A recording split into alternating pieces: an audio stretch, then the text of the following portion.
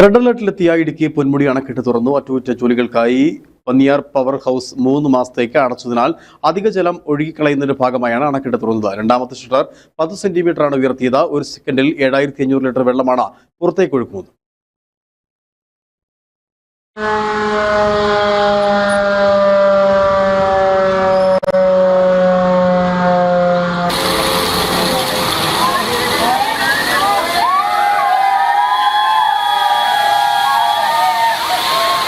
അറ്റകുറ്റപ്പണികൾക്കായി Panniyar power house 3 മാസത്തേക്ക് അടച്ചതിനെ തുടർന്ന് ഉൽപാദനം നിലയ്ക്കുകയും പന്നിയാർ ജലവൈദ്യുത പദ്ധതിയുടെ ഭാഗമായ പൊന്മുടി അണക്കെട്ടിൽ ജലനിരപ്പ് പരമാവധി സംരക്ഷണശീലത്തുകയും ചെയ്തതോടെയാണ് സുരക്ഷാ മുൻകരുതലിന്റെ ഭാഗമായി പൊന്മുടി അണക്കെട്ടിന്റെ രണ്ടാമത്തെ ഷട്ടർ ഇന്ന് ഉച്ചയ്ക്ക് ശേഷം 10 സെന്റിമീറ്റർ ഉയർത്തിയത്.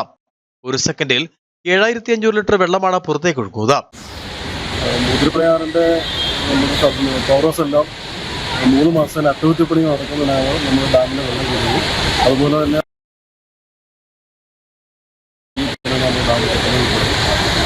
ഇനിയും വെള്ളം കൂടുതലാണ്. നമ്മൾ ഡാമിലെ ജലനിരപ്പ് നമ്മൾ സൂക്ഷിക്കേണ്ടതുണ്ട്. അതുകൊണ്ടാണ് ഇങ്ങനെ ഈ സമയത്ത് ഡാം തുറക്കുന്നത്. വേനൽക്കാലമായതിനാൽ അണക്കെട്ടിലേക്കുള്ള നീരൊഴുക്ക് കുറഞ്ഞിട്ടുണ്ട്. ജലനിരപ്പ് ക്രമീകരിക്കുന്നതോടെ ഷട്ടർ അടയ്ക്കും. പന്നിയാർ ഇലക്ട്രിക് പ്രൊജക്ടിന്റെ ഭാഗമായുള്ള അണക്കെട്ടിൽ 707.75 അടിയാണ് പരമാവധി സംഭരണശേഷി.